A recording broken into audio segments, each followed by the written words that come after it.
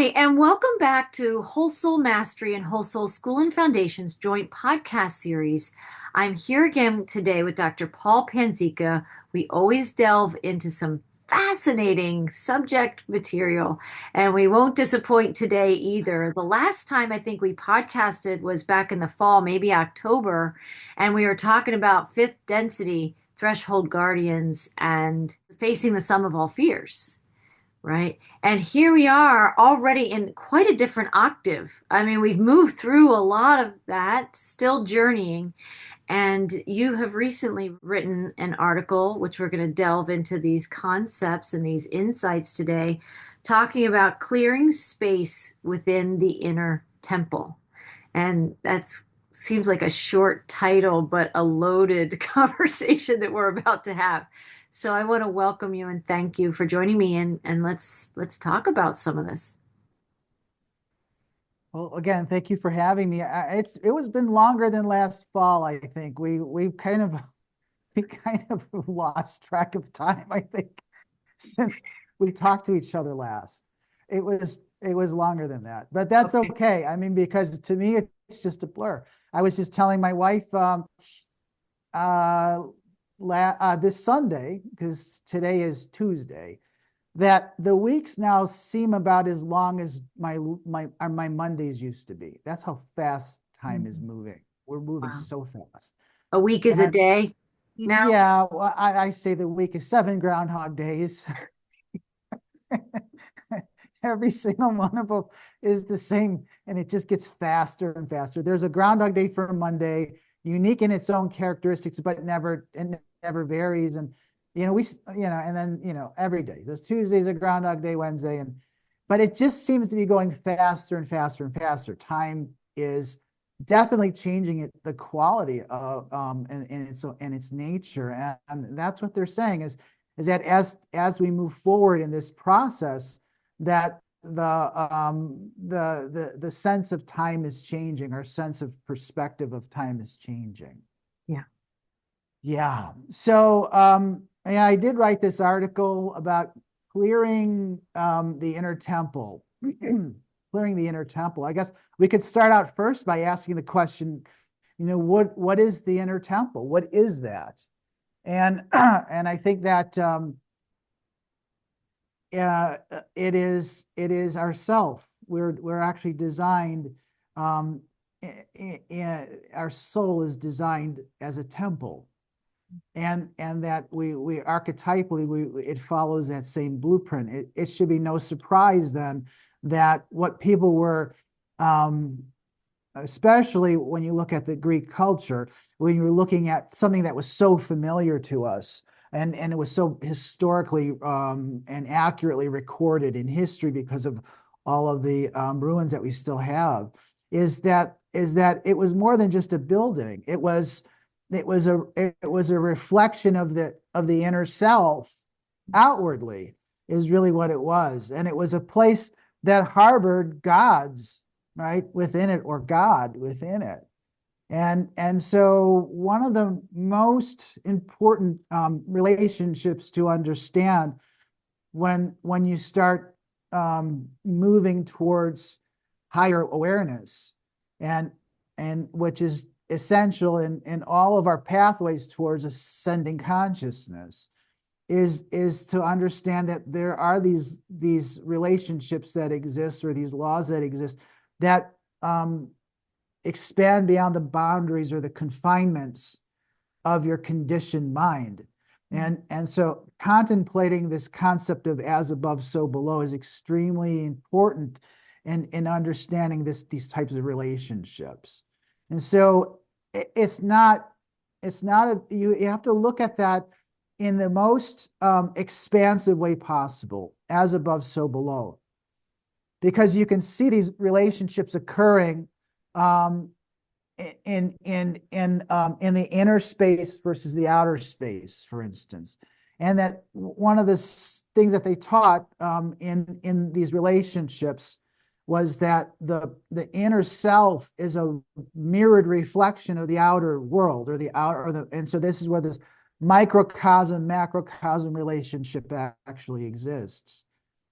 So yeah, we are a miniature inner reflection of what we can see outside of ourselves, and this is extremely important to understand as a method of validation for and also a method of discovery, really, because if you want to try to figure out how something really exists truthfully, then all you need to do is you need to look at how things are conserved in nature, and that these are like prototypical or archetypal patterns that continuously repeat themselves over and over and over again, both in a small way and also in an expanded and large way.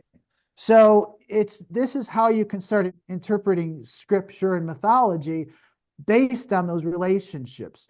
When you understand that, those are just stories, and yeah, everything is like confined within, let's say, stone, and within papyrus scripts and stuff like that. It was a living reality, and it's a reality that ultimately connects to the inner part of ourself, the truthful nature of ourself. Interesting. Yeah, so we want to consider ourselves to be temples, right? We're temples, and so these temples, there was always a God that existed within the temples, right? And so the God that exists within the temple, we and is the same kind of relationship that we have now, in the sense that those gods that existed within those temples exist within us and have always existed within us. And that's kind of what we're moving towards. The ancient religions, specifically of Greece, of ancient Greece, but of all of the religions going back to Egypt, were accurate in the sense that they were talking about elements within us that we had to like explore or examine outside of us, right?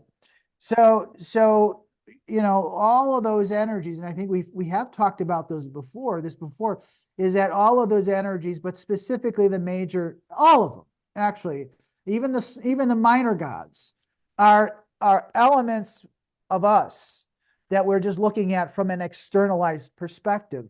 But if we understand that the meaning of that God or the meaning of these events, they actually translate into elements that are directly related to who we are. And when we start to understand that, that we're this like a constellation of all of these externalized energies that we have been studying now for thousands of years.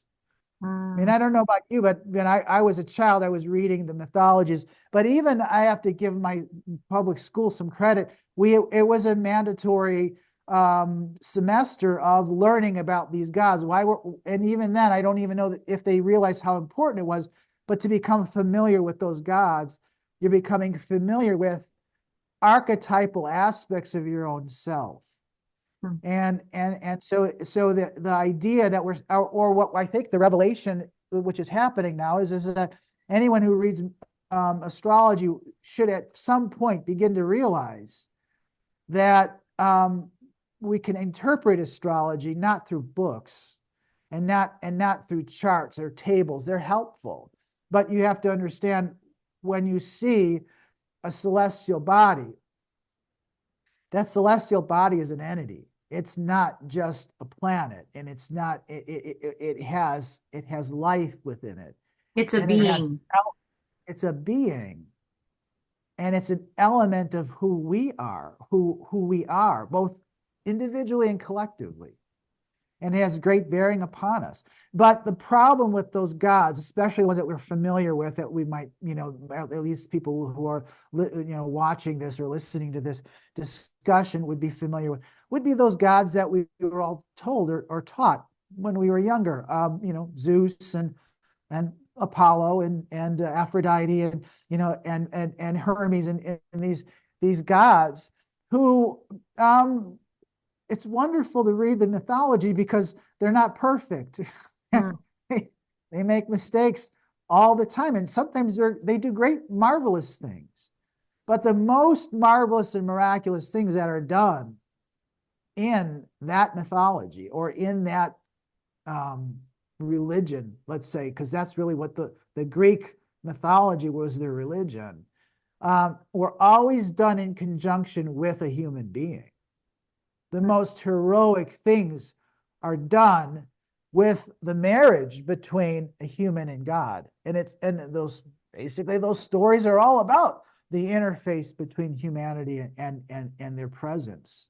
Hmm. And so if we were to ascend to a greater level, because that's what they're supposed to be as our mentors, right? That are part of us. And they're probably part of some kind of galactic or cosmic, group of people. I mean, or beings. I don't know, or worlds. I don't know. But but what it's all about is it's about us balancing all of those energies and learning from the mistakes of thousands of years from these teachings and through our own volition, through our own efforts, and realizing that there is, in a sense, one God, if that exists, which is our higher self, and that exists within us, and we can achieve a higher level of resonance with that higher self, which comes from source, when we can bring all of those energies together in balance. And when we bring all of those energies together in balance, we've ascended into another plane of existence. And that's, I think, still what we're all at this point striving to do.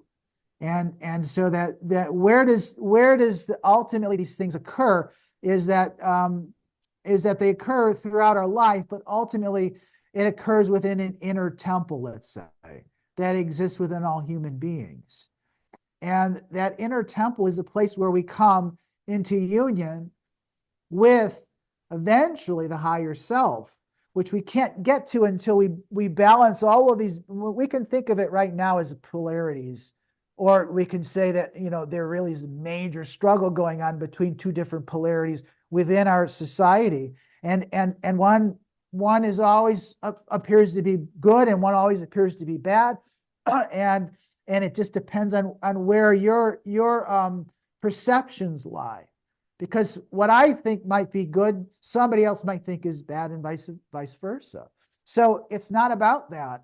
It's about finding what's useful and what's truthful in both groups, and balancing those energies into a more, let's say, useful state, or greater state, when we can hold them in equipoise. When we can hold those energies in equipoise, and when we can look at something that maybe we don't really agree with, or maybe disturbs us, and we have an aversive, let's say, reaction to it. But then on the other hand, we have to kind of like contemplate that and say, why am I having an aversive reaction to this? And what is it really that's behind this message, and who is it that's giving me this message? And we have to ultimately understand that the dark energies that we might be seeing, or the energies that we might be seeing in somebody else, is making us fearful or making us angry, is doing it for a reason. And that we have to at some point realize that it's a valuable reason. And it's if nothing else, it's showing us, or it's a reflection of us, those chaotic energies from within us that we no longer embrace, or we no longer want to become a part of. So it's showing us those things that we no longer want to be a part of. And that in itself is extremely valuable when we understand that those people aren't separate from us. They're connected to us, just like all of these gods are connected to us. And that's kind of what we're doing now, is we're kind of moving through this process of clearing space within this inner temple that we have, that needs to be cleared out. There's a lot of stuff in that temple that we need to like clear out. So Yeah. Wow. It's so, yeah, there's so much to what you just shared, but one of the things that I really felt when you were speaking was that as the individual sees that polarity going on, the tug of war, the duality, and sees it as a message for them to get in balance. I like you said equipoise. I've never heard that term before. balance. Balance or Yeah, homeostasis, maybe. When we get correct. into that space, right? What we're doing, which we've known for a long time, many people listening to a podcast like this, when we do the work ourselves, we contribute to what the collective is also seeking to resolve for all of us, right? So there's something so powerful. And when you said we need to clean out, declutter the soul, basically, right? Some clutter clearing, and I know you speak to this some in what you blogged about, and we had a conversation last week about this, but a lot of the things that served us in the last paradigm or in past centuries, and we're bringing that stuff with us through time. I think there's a new sieve that's going to filter that a lot of that stuff out. We're not bringing very much with us, except for maybe the extraction of the lessons and some of our most innate gifts and talents that will probably take a new form as we move into this new age, this new golden age, this new era, this age of Aquarius. But I think there's this perfect moment that we're all in right now where you talked about Groundhog's Day. There is, I can feel that myself. While time is quickening, it's also, I've had my own sense of a pause that's been pressed where I know I'm rapidly moving towards a new life, a new chapter, a new experience in human form. I'm also aware that the aspects of me and the tools and skills I've been using in recent time, as recent as last year, right? It's like I can feel my soul saying we need to clean some of that out and probably use those same gifts, but in a very different way than we can imagine right now. And since we can't imagine it and we can't tap into it, we have to trust that that's happening in this moment of now. But that's part of the space clearing, right? It's Yeah. I mean, when we had that discussion last week, that's when this light bulb went off in my head. I went, "Whoa, I can't believe it." I mean, I knew something was up with you. I knew, but I knew something was up. It's happening to all of us.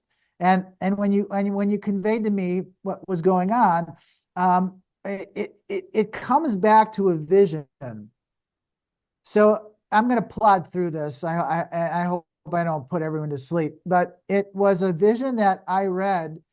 It was conveyed to us by Rudolf Steiner, and it was a book that he wrote, which was called The Fifth Gospel. And it was a book that the title really got me kind of upset. I was like, "The Fifth Gospel? Who the heck do you think you are, Steiner, right now? Another book of the Bible, right?" And I held on to that book for a long time, and maybe a couple of years before I said, "All right, well, let me read this book."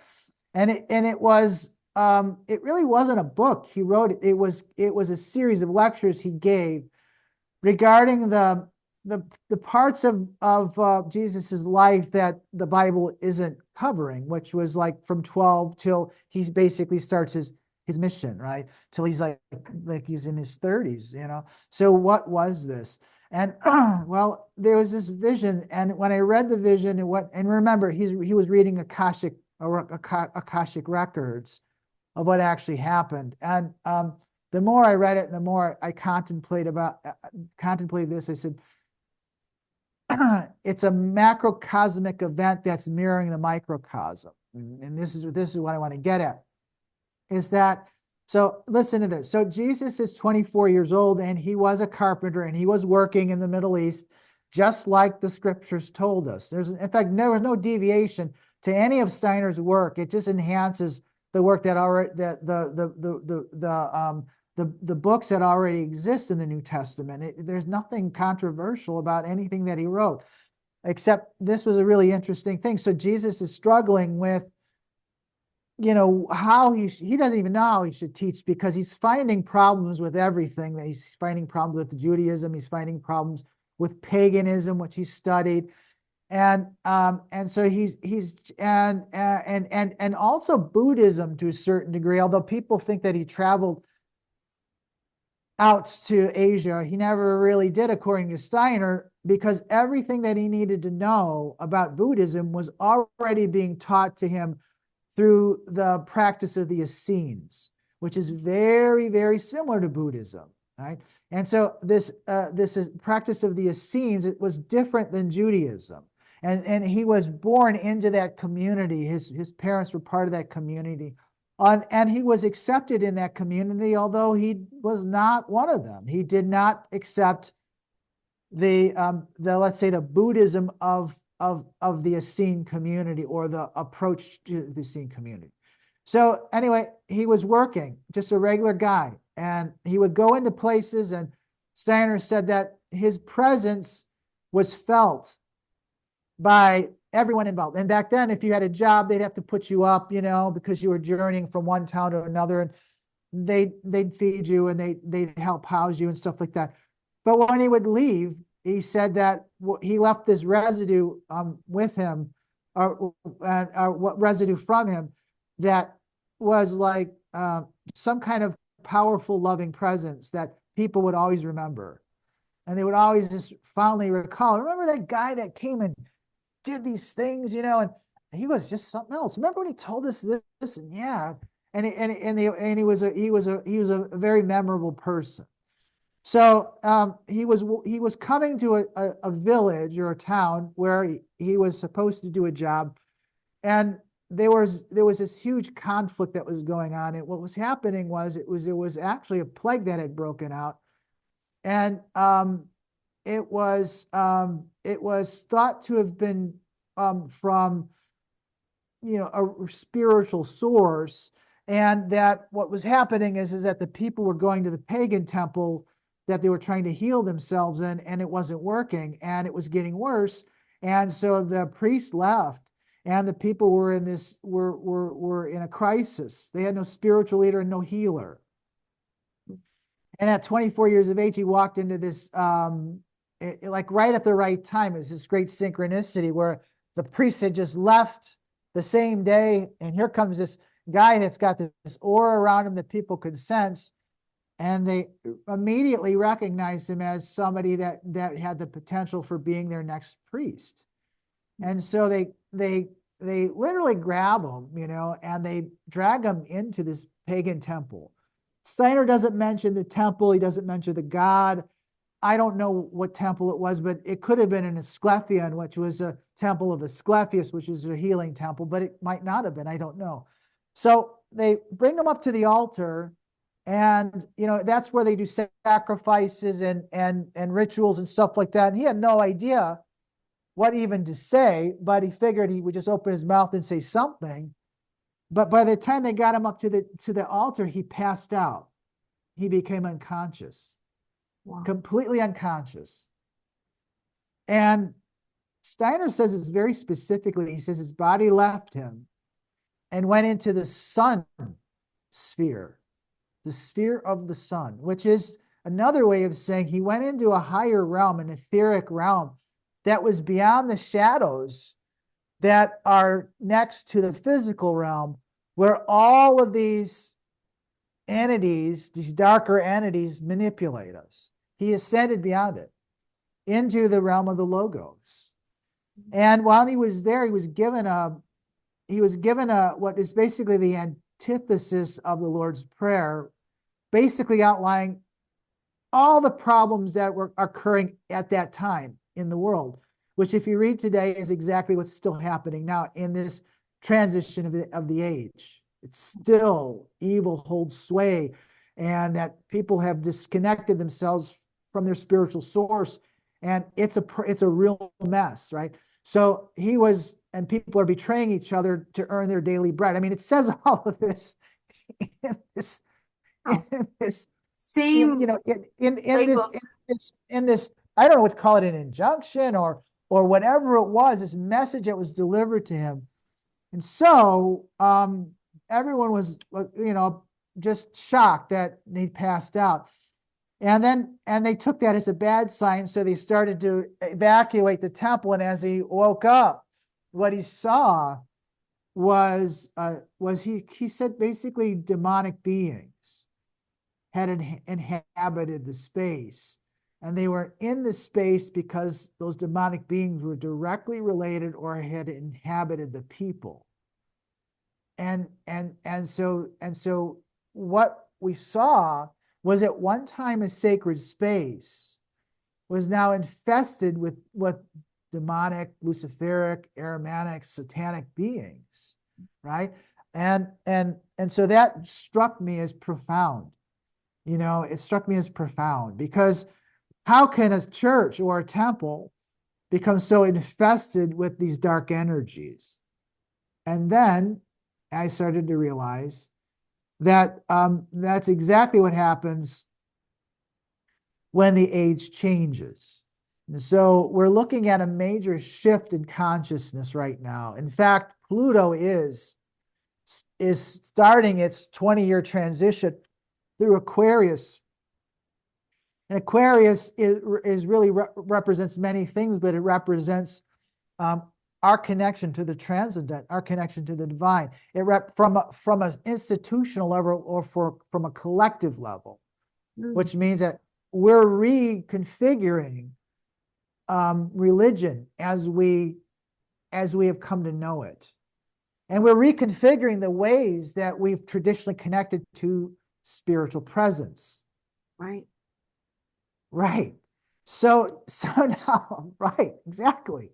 So I went back and I read that passage because it immediately when you told me what you were going through, I'm like, I got to read this again. Now, there was another element that I forgot about, and that element has to do with the voice of, it's not the voice of God, and it's not the voice of the Spirit. It's called the daughter of voice.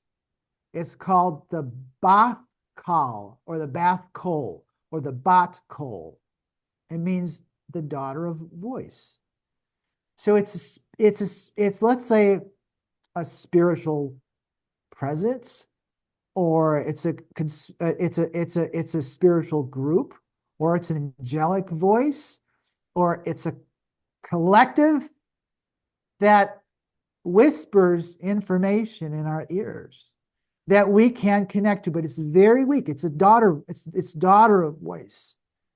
It's there and it's subtle, right? And Jesus had a connection to it. I think if you were to think about it, we can call it guides. Our guides.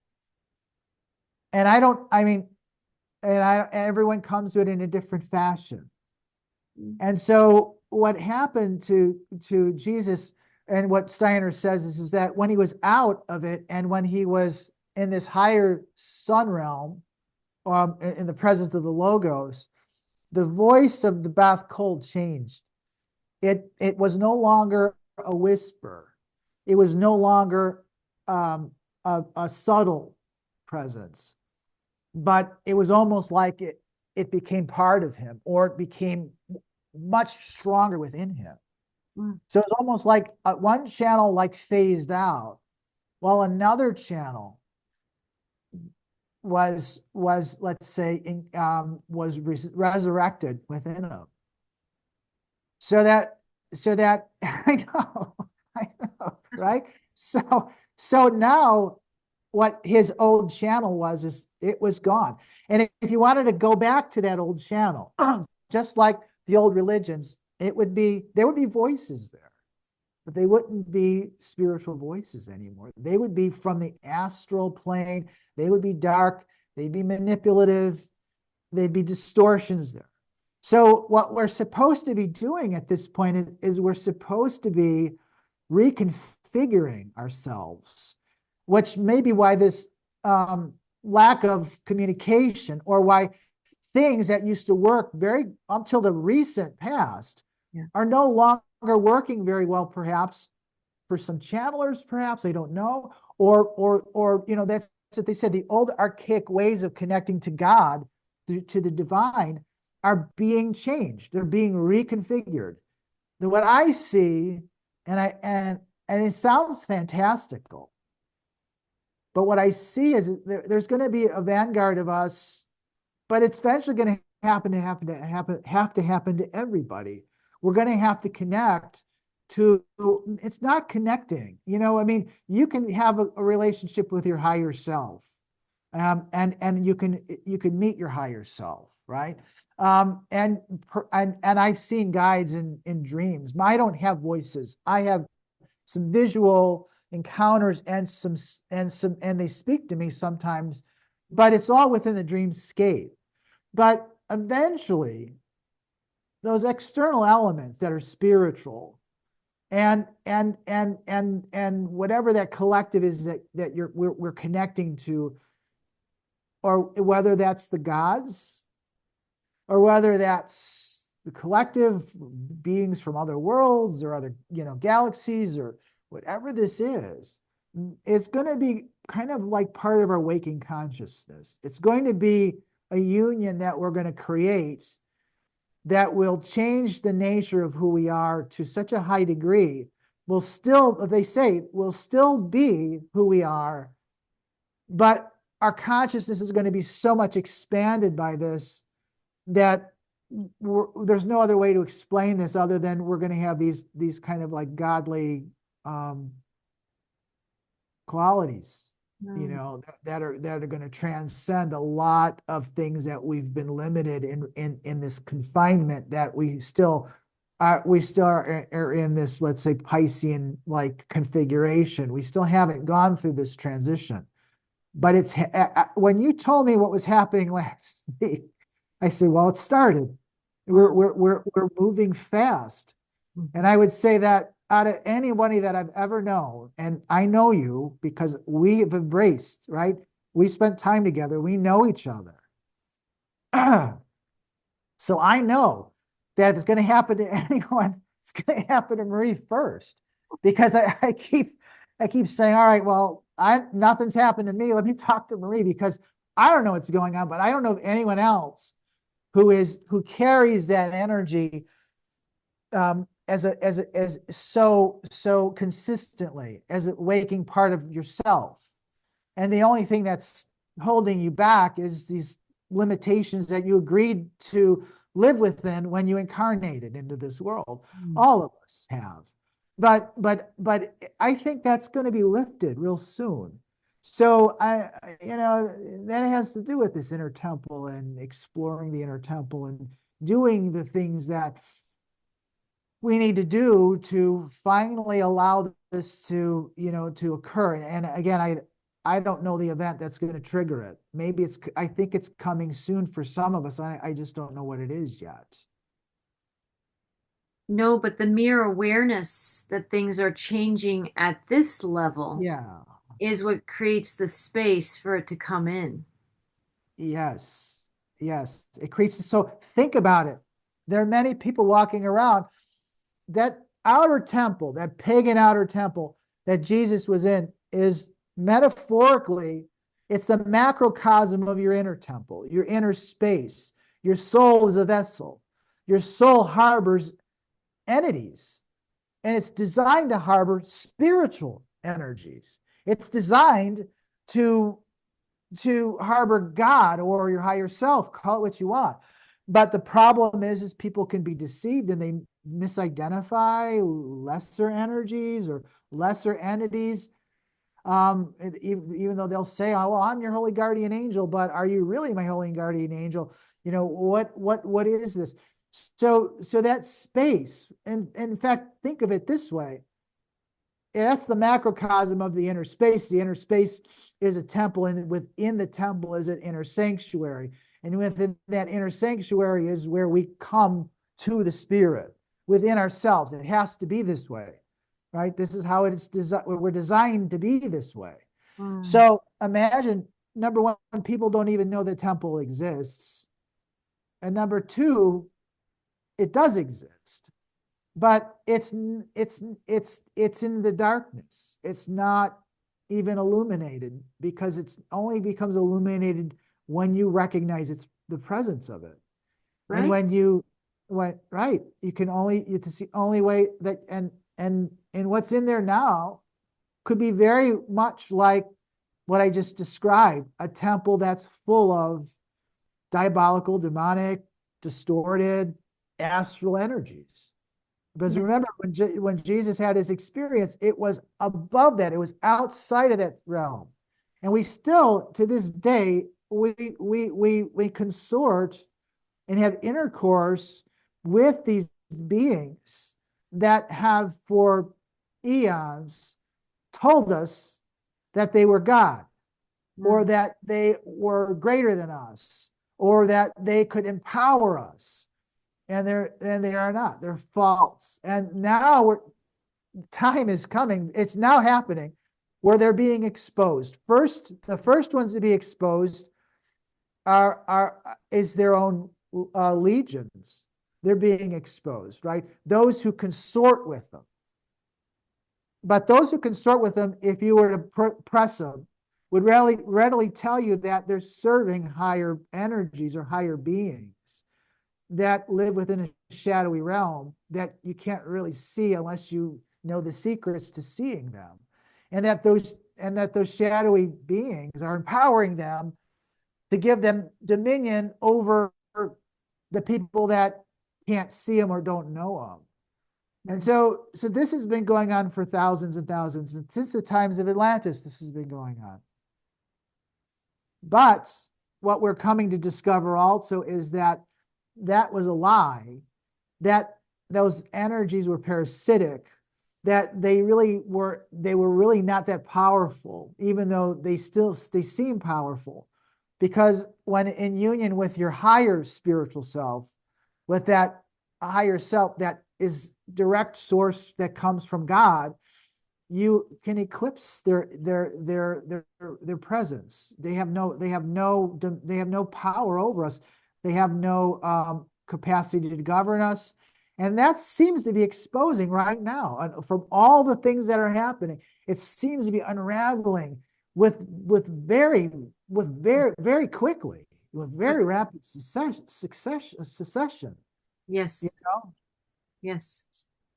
I feel and see so much of what you're sharing. The energies are so palpable to me, and it is kind of getting revealed and collapsing and dissolving, if you will, so quickly, making space for the truth, making space for the light. You said the light of truth in your article many, many times. I have used those terms as well. I was like, wow, this is so speaks my language, but it's the truth and the light of truth and the truth of the light, right? It's all of that, making space. I started writing the love and light of truth, because it's both. It's the Yes. light and love of truth. So it's and that. So now let's say that I think we've made our decisions for the most part. The souls are aligned in one polarity or another polarity. They're aligning themselves. So there's like there and we're seeing all of these things that are occurring around us that are either they're mirror reflections of our inner self. What's going on in the political arena now is like the culmination of a big epic struggle. And there's going to be beings that are going to carry one energy or another. They're going to kind of be like a reflection of ourself, and the question is this somebody that I embrace, or is this somebody that I want to distance myself from? Mm-hmm. And at this point now, there isn't anything that you can say or do to anyone else who's not in the same alignment anymore, right? And you either see the reflection and go, there's truth behind this, or you see the reflection and you go, whoa, there's no truth behind this. Wow. This is what I can, and we don't have to actually see it with our eyes, but we're actually reading it with our whole soul. Our whole soul is reading it.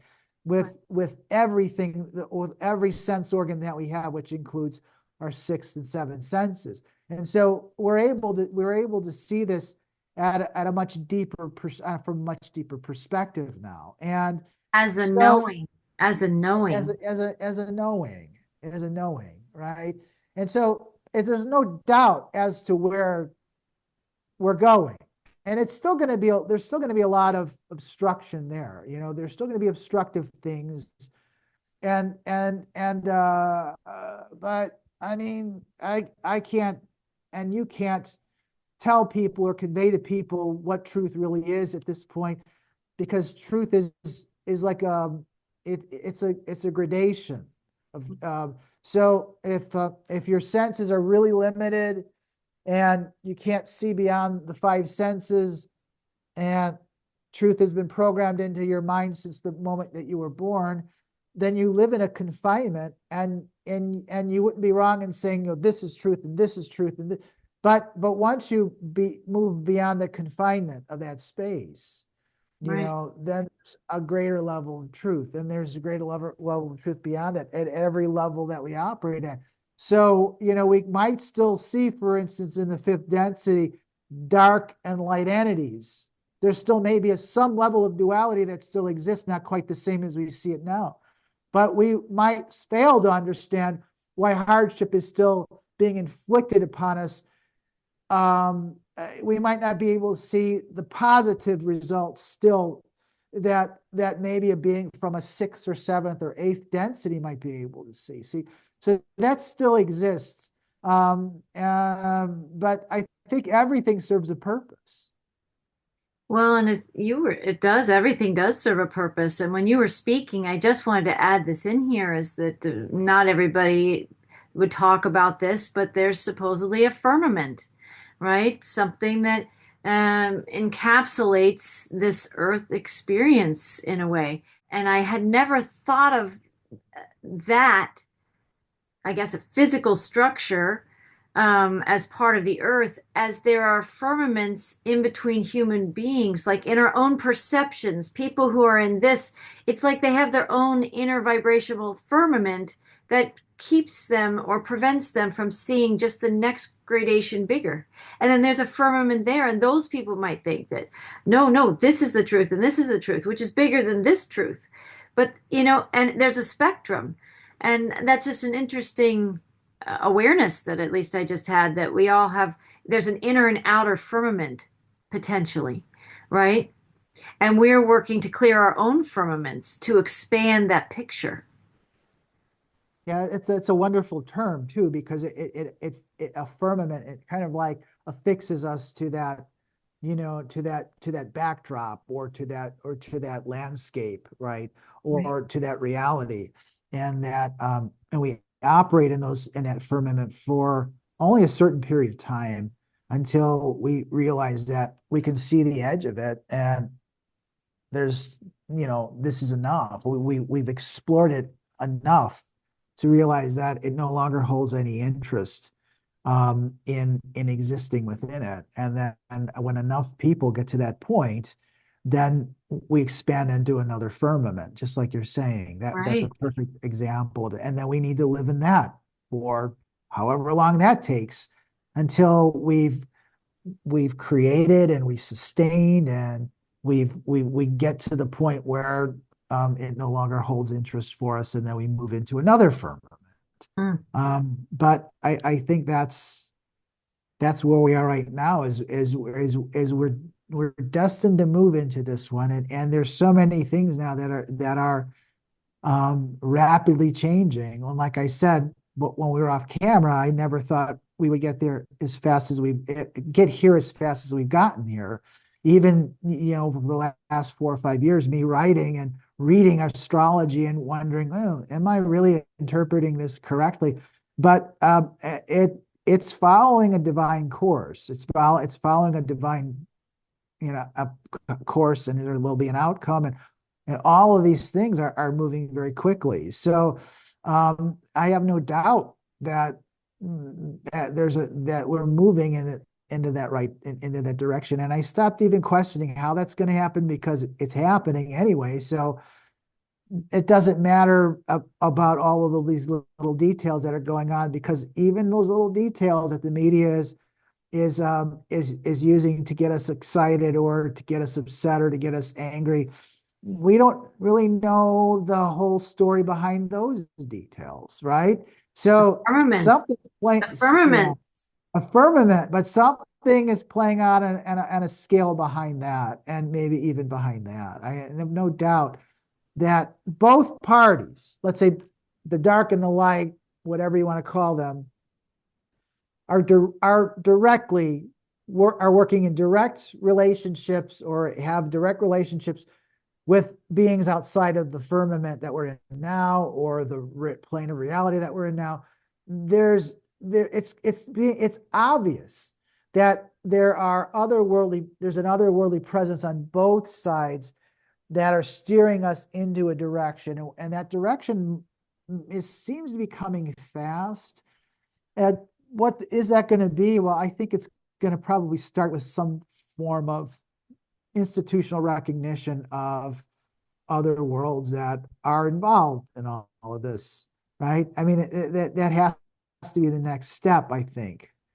And Mm. yeah, that's got to be coming Wow. soon, I think. I mean, I just hadn't thought about this whole firmament concept is just coming through in our co-creation here right now. But for people who are still in the tightest of firmaments, the smallest picture, if you will, it would need to be something that's firmament shattering, or Right, that opens that breaks the door open or tears down the wall somehow. right. It's got to be something that is so clear and so beautifully shared that it is an undeniable truth that shatters that constricted form. Yes, yes. And we have to remember where we live, because for you and I, um, it's a, it's um, it's an undeniable truth that there is intelligent life beyond this world, and that we are intimately connected to probably more than one source. It's obvious. It's just obvious, and I probably knew that from the time that I was born. I just was conditioned not to believe that. But as time went on, I started realizing the uniqueness of my existence. But you have to remember that there are the majority of souls that are here that is going to, these things will be earth shattering to them. And it will take a lot from others to help them through it. But it's literally bound to happen. It's almost like laughable that something like that would have such a profound effect on people, finding out that all of those fairy tales that they were told, or their conditioning that they have embraced, and have accepted as ultimately truth, it was not truth, and it's coming very fast, and it may happen, I think, the way that things are moving on a larger, let's say, worldly scale. We may see something before the end of this year. If not, it'll be early next year at the latest. I mean, it's just moving that fast. Yeah, and that we were talking about earlier that the landscape is changing. It's the earth beneath our feet is shifting and realigning to new, I would use the language, cosmic coordinates of a different, higher octave frequency plane, right? And so as that to me is like what's moving, like the vibrational plates of this world are shifting. So literally, like the earth we're walking on is changing, which is changing our very fiber, because we know ourselves, whether people know this or not, through our connection with the earth and our connection with the frequencies and the paradigm that's here. So I think that, always, I think vibration precedes manifestation, right? Formless precedes the form. And so we're seeing the formless is on the move in this robust way that you're describing for us today. Yeah. Yeah. And but there's a lot of inner work that will have to be done, I think, for the majority of people still. I mean, even in the work that I do and the blog that I have and the essays that I write, there's still a lot of people that really don't want to face that what exists within them, which is this inner temple that hasn't even been discovered yet, and that those energies are connected to your karma. So, we have to start thinking in a more broader perspective that number one, reincarnation is a reality. We come back over and over and over again. So we have to understand that is it's a fact of our existential, reality, that we incarnate and we excarnate, but that may be stopping here on this plane. We may be moving to a higher plane where that happens. Mm. So we have to understand that, and then we have to understand that know that's connected to karma, but we have to understand that there is this summation of that, is that it's that dark shadow that we've talked about many times before, and it manifests as, I hate to use the term, but it manifests as an anti-spirit. Mm. So it could also be called an antichrist. So because within us is the Christ, but also within us is the Antichrist. And that Antichrist is simply the shadow, which is kind of like an entity that we've created through karmic issues that were related to living in balance to, let's say, cosmic law, or to the truth of things. And so we create a shadow. Yes. Can I ask you, so would you say that we each have our own personal antichrist and then a collective one as well? Yeah, I think so. I mean, as I did all this, work for this long period of time, 15 plus years, if not longer, I realized that it doesn't matter who you point the finger at and say that's the Antichrist, or she's the Antichrist, or she. It doesn't matter, because the Antichrist is within all of us. That's difficult to understand and to tell people that. It will freak everybody out. But that's what this is. This is the shadow. This is the temple, clearing of the temple. This is the shadow work that we talk about. There's nothing to demonize. There's nothing wrong with it. One of the things that I was told from the beginning when I started esoteric training as a physician, one of the things that Rudolf Steiner used to tell all the students, and it was extremely helpful. And he would say, listen, you're here for a reason. It's not that you chose to be a healer. You're here because it wasn't let's say you chose to be here, but it wasn't, let's say, a superficial decision. Mm. Many people go and do it superficially, but the ones that were you know, in his classes were there for compelling reasons.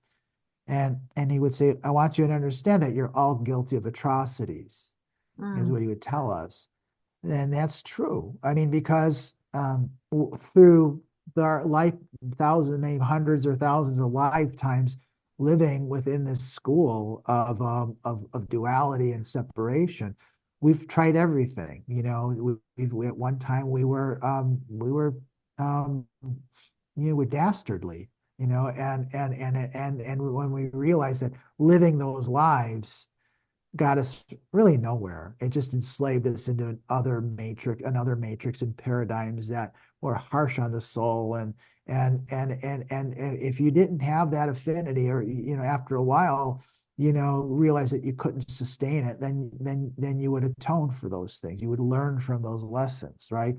Mm. And so that's what they even say about the 144,000 or the 300 and something thousand people that live here. Why are they here in the first place? They might have actually committed atrocities here too at one time. And this Mhm. is their way of paying things back karmically by stewarding humanity into a higher plane of existence. So that's that's just how the universe works. So we have to understand that none of us have, because we've all lived here before, none of us are without corruption. We Mm. all have it. And so we have to, number one, forgive ourselves for that. We have to forgive ourselves for Yes. it. And then we have to atone for it in some way that's meaningful for us.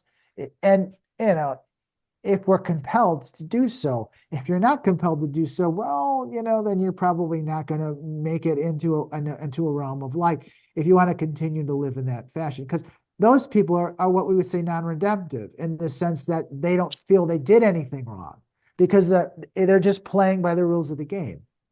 Correct. So, Correct. so I think that what we're looking at is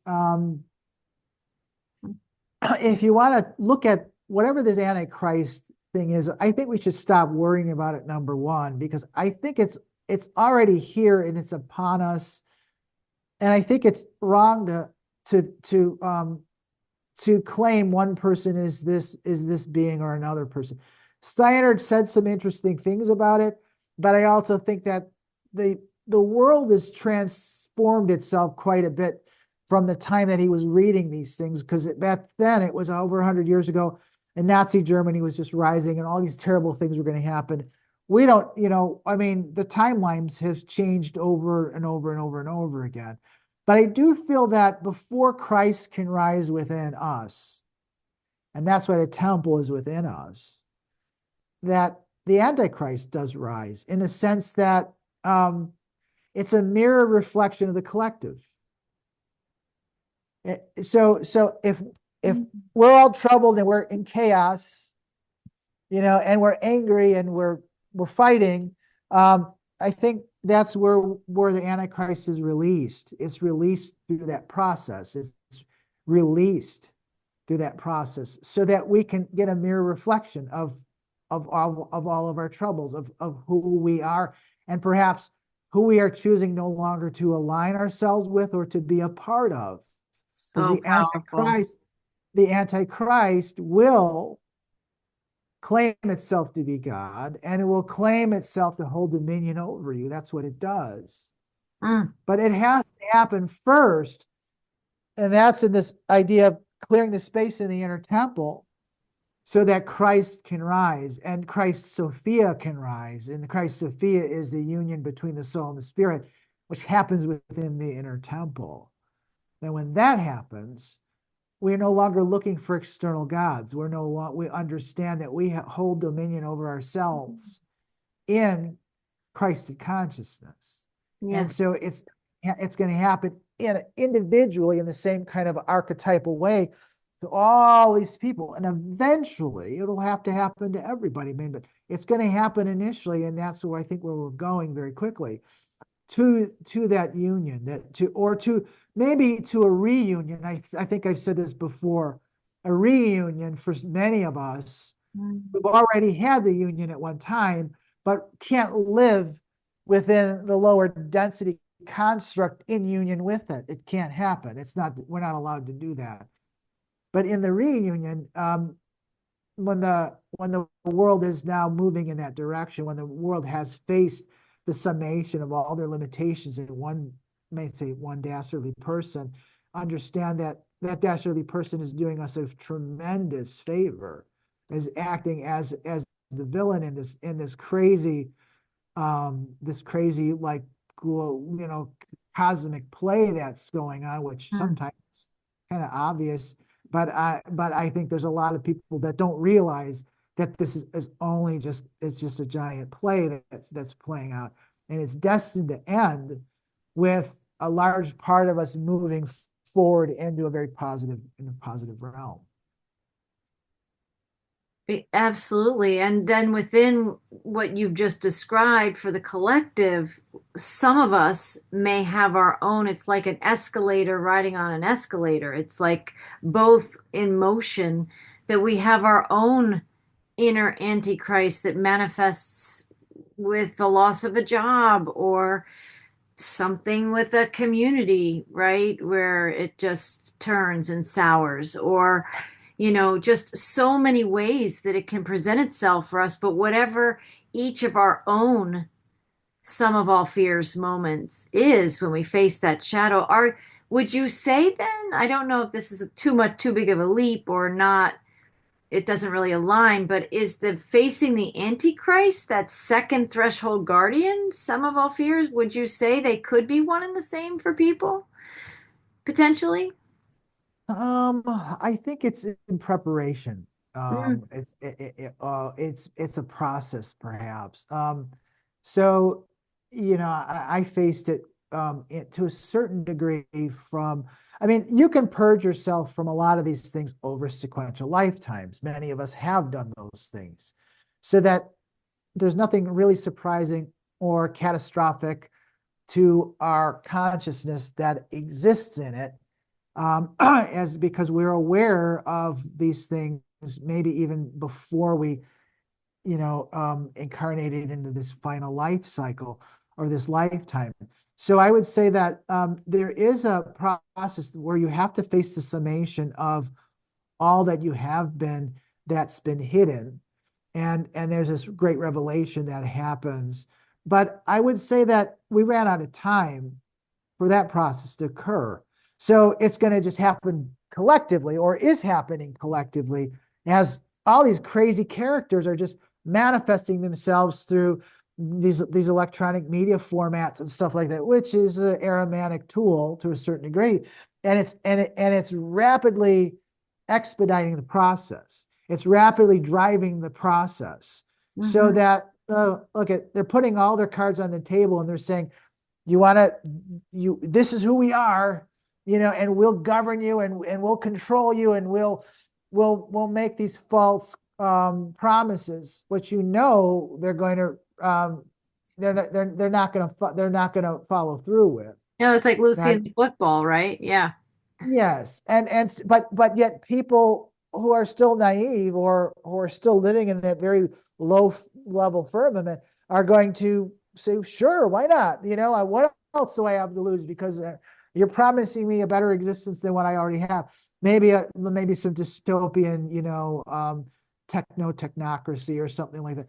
That a certain group of people are still going to want to have, but for most people who have who have suffered, through a lot of all of this deception, and they're starting to wake up, there is you're compelled to embrace the truth of things, and you're compelled to move beyond the realities and the firmament that these dark lords are basically representing at this point. Yeah. So it's like it's rapidly accelerating the process. And I think that's really what it is. That many of us have prepared in many lifetimes before, maybe in other worlds, for this. So for us, it's not surprising, number one, and it's not shocking, number two, and we're not fearful, number three. And we really can't be angry because it's happening exactly the way that it's supposed to be happening. But that's only a very small minority of people right now that feel this way. Yes. Others are still others are still wrestling with the unfairness of it all, the seemingly unjust things that are being done, and yeah, they are. But it's to illustrate or contrast, or to illustrate the nature of duality and the unfairness of all of it, and to cause a catalytic process within you to rise beyond the confinements of your previous or current existence into another firmament where things are more transparent and that I life isn't so painful. 100%. I think it is a vibrational refinement that we're going through in this clearing our inner space, clearing the inner temple. And as we vibrationally refine and our powers of divine discernment are really heightening as things are quickening, we are exiting the false matrix of the constriction and of the enslavement programs. And they just becomes more and more obvious. And I would say they have accelerated. For me, it's kind of since election day, since the first of the Ah, year, we are on like a fast track. And it's maybe we could say it's like an imminent birth. It's an imminent birthing of ourselves and this new age, this new realm and timeline. So, and when people are in that process of spiritual refinement, in that process of vibrational refinement, we see these characters show up that can be triggering ourselves or other people, but we begin to really understand their role. So we go back to our inner temple and we connect here in the breath and in union with what is real. Because what's being shown, we know, is absolutely the cosmic theater. It's the play that's playing out to get people to go within to the temple. It is a perfect design. It's not always comfortable, but it is a perfect design. Yeah, and we construct the temple. So let's say that there was this, I think I've mentioned it before, but this beautiful book that Steiner got involved with it somehow or another, but it was the death of a World War I soldier, an Austrian soldier, who died from his battle wounds months after he was injured, and then after he passed, he had this connection to his sister, and he would still connect to her, through whatever we want to call that. But he still had this connection for about a year, and he was doing all kinds of interesting work with all of the soldiers that had died abruptly, and he was trying to get them towards moving towards the light. These were very spiritually evolved people, and that he was also a musician, and his name was Sigwart. His name was Sigwart. And in that, a couple of times he mentioned it, and when I read it, I went, oh my God, because he mentioned about you have to construct the temple, you have to build it, construct it, maintain it, and elaborate upon the temple. And he says the way that that's done, and remember now it's a temple. We think of it as a physical structure, and it is a physical structure in another firmament. But in Right. our mind, it's just an abstraction. Hmm. But he said that it's constructed through deeds of love, through kindness, through loving thoughts, through heroic acts. That's how we build it. And so it's something that we have to actively maintain. So, your hero's journey and your focus on the hero's journey is how we construct those types of things, and how we live lives to uphold justice and promote love and protect innocence. These are things that we have to do in order to maintain the temple. Keep in mind too, and most people aren't aware of this, is that the religion of the ancient Greeks, their mythology, we call it their mythology, was a religion of heroism. It was a heroism. It was a hero's journey in the truest sense. And the greatest of all the heroes in human history is Heracles. And so Heracles is like the prototypical hero. And he's constantly confronted with challenges over and over and over again. But at the beginning of his life, it's horrific. In the beginning of his life, he winds up slaying his wife and his children. He's deceived, and through an illusion that overcomes him. But in his rage, he slaughters his family. So talk about redemption, right? Talk about the Antichrist within, or the shadow within. And so he goes through these labors later in his life to redeem himself, and eventually he reconfigures himself into a new person, right? And that's really, I think, the message that we needed to hear back then, which is we were all living in these steeped in conflict and conquest. Guilt. Yeah, all of these things that were in a much more palpable and visceral way. We were living guilt, Mm. guilty lives and these types of things. And we were probably struggling with ourselves and saying there has to be a better way to live. And there is. And all of these things we've kind of lived through. And as the age shifted, we went into a different age where Jesus Christ became the archetypal hero, and now we've shifted into another one. And guess who the new heroes are? Not one, all of us. Us. So yes, this is the fruition of all of it, really, that's been invested within us, and we're in this time now where we're this Aquarian time where we are creating our new mythology, we're creating our new reality, a new firmament, right? We're moving in a new direction. And all of those guides that were the daughter of voice that was whispering in our ears is going to become our living family. It's going to become an element of us. I think I use the term alloy, like an alloy, like a metal. We alloy with all of those energies. So higher self, we'll be living through higher self, in a waking reality, which I'm telling you right now that if that were to happen, it would be beyond your wildest imaginations if that were to happen. And then through that, we have this family, this spiritual family that's connected to it. So With Aloy, is that in the context you're describing it as like a spiritual alchemy? yeah, it's a like you think about metallurgy and you make an alloy and you're mixing different metals together. Mm. And I looked it up. Alloy is a verb, and so you can alloy yourself or alloy, with these other energies. It's movement towards making like tempering a new metal or creating a new metal, right? So a brand new one, perhaps. I don't know.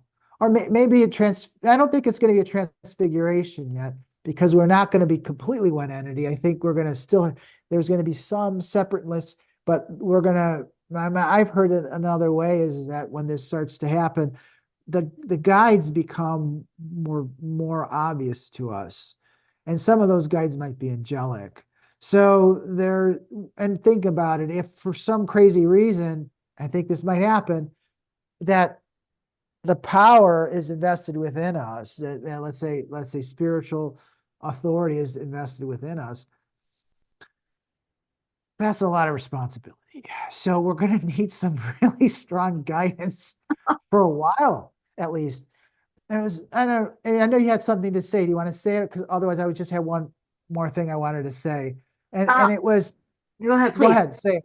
No, no, no, you say it. All Well, right. just to tack on to what you just said is that I think we are coming inside ourselves as this integrated kind of God in training or creator in training or guide in training, and we will have a team of guides, mentors of Which what you already is have. coming. Which you already have, except that it's a very, very subtle presence from everything that, I mean, it's not within you a living reality, from what I understand, correct? Okay, so yes, yes. Yes, what I see for me, and then I want to pass it back to you, is in my journey this last 6 months, 8 months, maybe a couple of years, has been this inner nudging, probably from that inner temple. There was still this sense of something outside of me was communicating with me, and now there's this sense of everything's coming from me. Yeah. So maybe that sense of something outside of you that was trying to communicate to you didn't really feel like it was in the same resonance as it may have been before. Is that true? Or I was in alignment with the perception that it was outside of me. And now I'm not in alignment with that Well, because, I would say that you're no longer in alignment with anything that's outside of you. And right, the old channels have collapsed, right. or the spiritual presence within those channels has evacuated it, and that void has now become full of or filled with something less than what you were resonating with. And It's something new possible. that wants to birth, something new and different that I can't yet see. Within you is, yeah, the safe space within you. Yes. It has to be within. It has to be in union with us. It's the 100%. only way it's going to work. 100%. Please continue. Well, no, I was just going to make a point that, and I heard this, somebody was talking about it. It was a wonderful point, was that there's a difference between the metaphysical and the mystic. So, and I was listening to this a couple of days ago, and they were talking about sex magic. And I mean, and maybe people are practicing sex magic, and I'm not going to say it's bad. I'm not going to say it's good. They were talking about, extraterrestrials, people on other worlds, and they were talking about putting all these conditions on how you should practice it.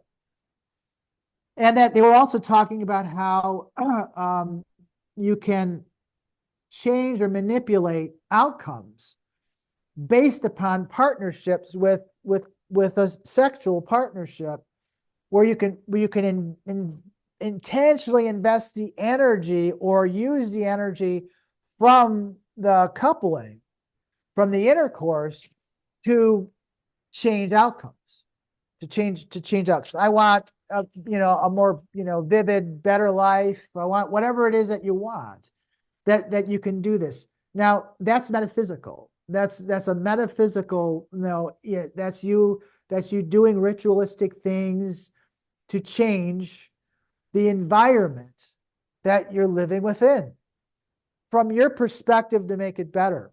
But it's always a falsity bargain. Always a falsity bargain, because you don't know the consequences of your actions regarding what you changed and how that would have changed a future time. You have no idea. You're just doing it for the sake of living a more comfortable, or whatever the reason is. Maybe I want to be more wealthier. Maybe I want to hold dominion over other people, whatever it is. But this was one of the modern channels that are giving us all of this, let's say, divine wisdom. That there's hundreds of them now on the internet. You can find them. And it's not, they're not lying to us. They're not giving us bad information, but they're talking about living in fourth density. And that's not fourth density. I mean, so that's fourth density. It's not fifth density. So the difference between metaphysical existence and a mystic, or mysticism, or living as a mystic, is when we come to the point of balancing those inner energies and realizing that everything exists in the way that it's supposed to exist. And that there's reasons for it. And there's a tapestry behind this. And there are unseen forces that are driving things. Now, we do have, in some rare instances, the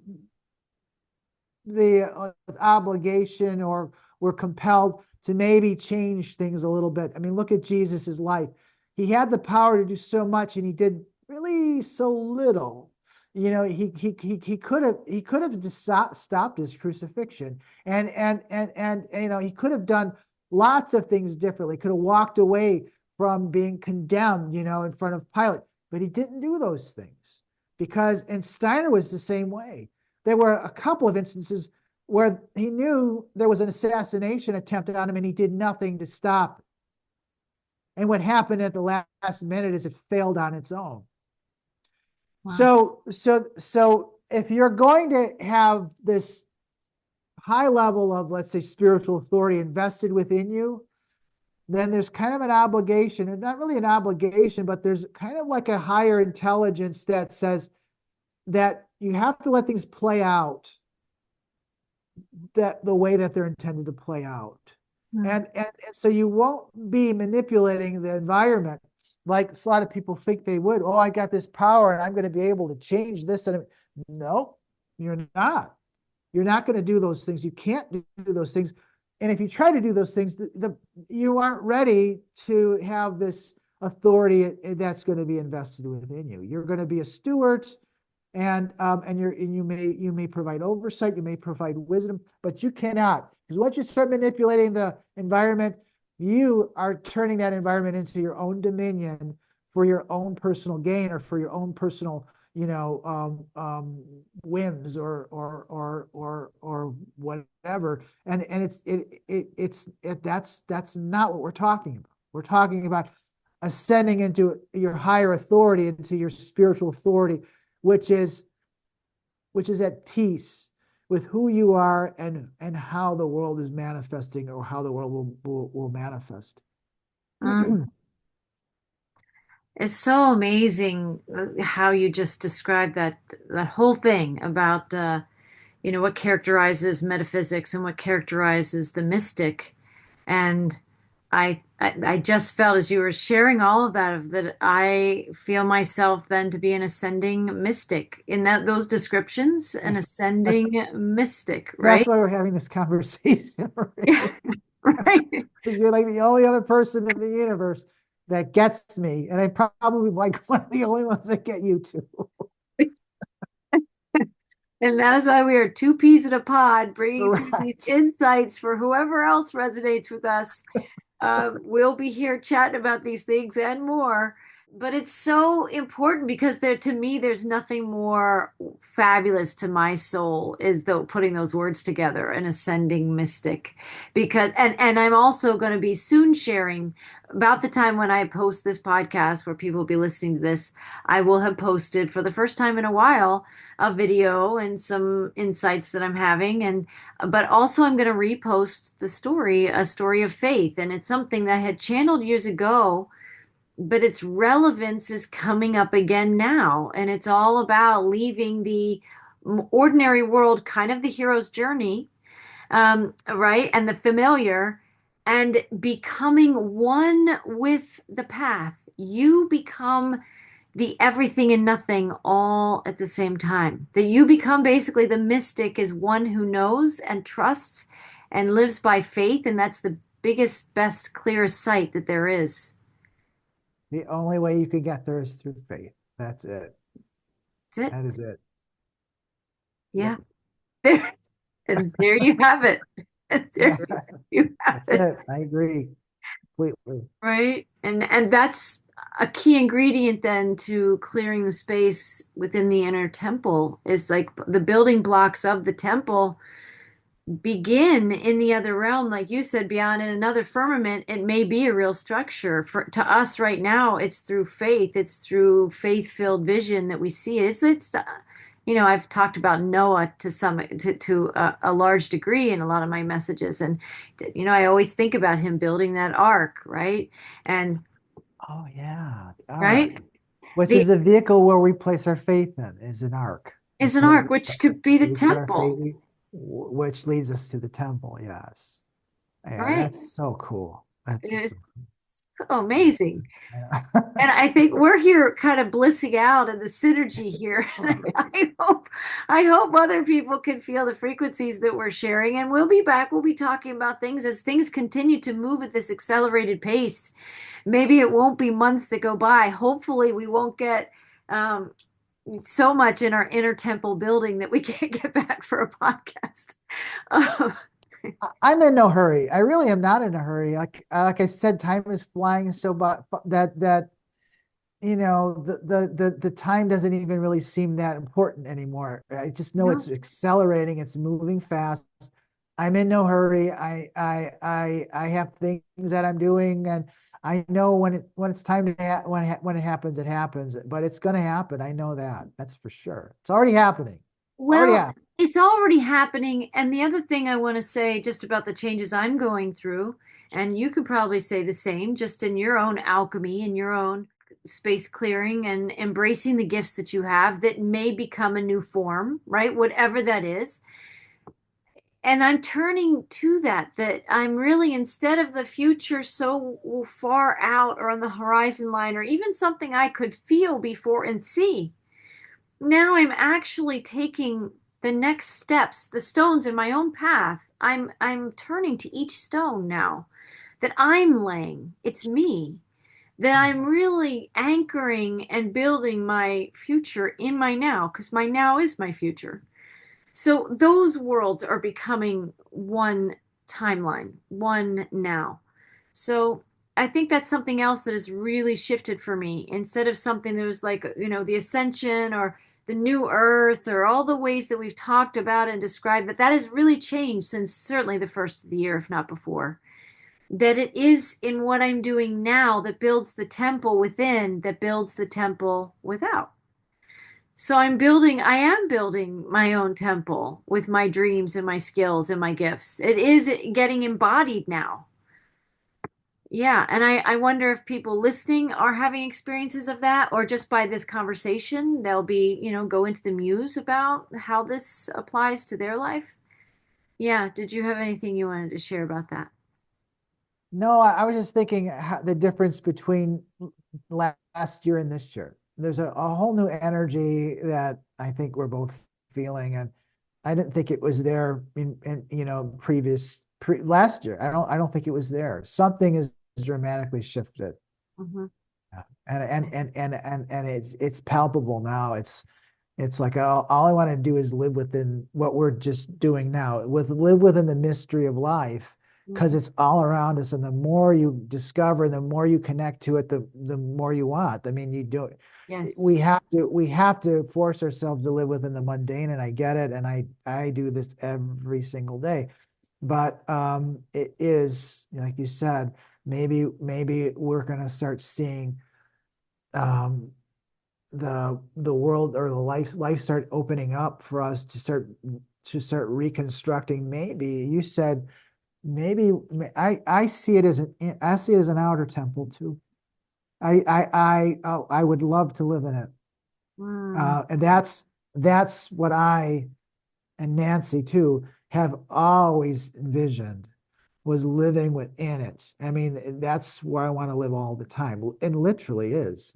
And that's story that I align with Nancy and myself, which was the story of Philemon and Bacchus. And they were these elderly couple, because we're old now. So I'm perfectly fine with aligning with this. And Philemon was the mentor of Carl Jung. But the mythology behind it is really beautiful. And it was the story of this elderly couple, and Philemon and Bacchus, and they was right before the great flood hit in this part of the world. So maybe they were in Atlantis or something. I don't know, but I think it was Hermes and Zeus were disguised, and they were walking around in this city and as beggars, and they were looking for a place. They were looking for just some assistance from somebody. And everyone just kicked them out. They said, "Get out of here, you shabby bums!" Right? So they get to Philemon and Bacchus, and they were humble people, but they were honest and they were loving people. So they brought them in, and they fed them, and they gave them everything that they had. And in the process of doing this, as they were pouring them wine, and Zeus and Hermes were getting pretty well lubricated. They realized that the vessel that they were pouring the wine out of never emptied, was always full. So I think it was Bacchus who said, "Husband, you better look at this. I think something really is weird is going on." And they started realizing at that moment that they were in the presence of gods. And then it was revealed to them that, yes, indeed, you are in the presence of gods, and that a great, great, great tragedy is about to unfold. And the entire area is going to be destroyed. But because of your generosity and because of your loving kindness, you will be spared. And they were spared. And so after the catastrophe, the house that they lived in was transformed into a temple. Mm. Yeah. And so they lived in this temple of wisdom for a long time. And that's that I always think of us as Ah. that, and living in a space.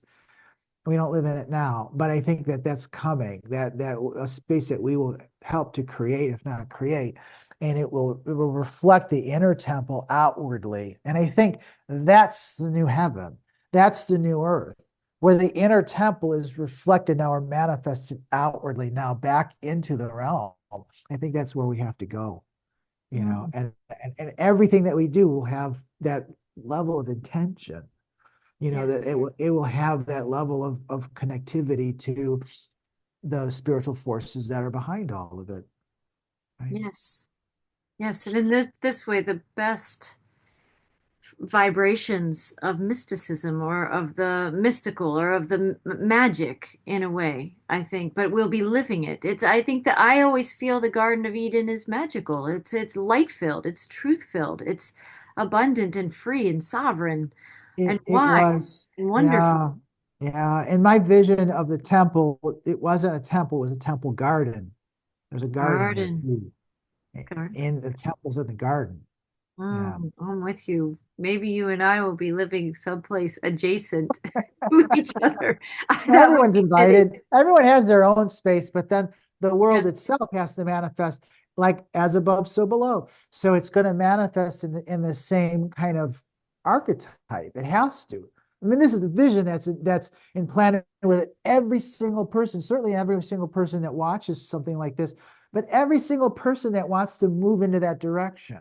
And the uniqueness about it, that's a wonderful thing that the mystics would say is that the rose that adorns itself and adorns the entire garden.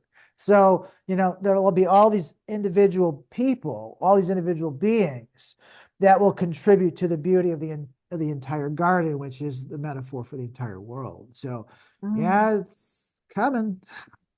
it's coming. And it's coming from within first. Oh, It's yeah. coming from within. And so as above, so Mm. below, and truly as within, so without, right? That's We're talking right. about Yeah. this way, that cross, right? And the Christed energy is here for those who seek it, for those who are willing to have their firmament shattered. And I think true seekers are. True seekers, there's always expansion. There's always a bigger picture. Yeah.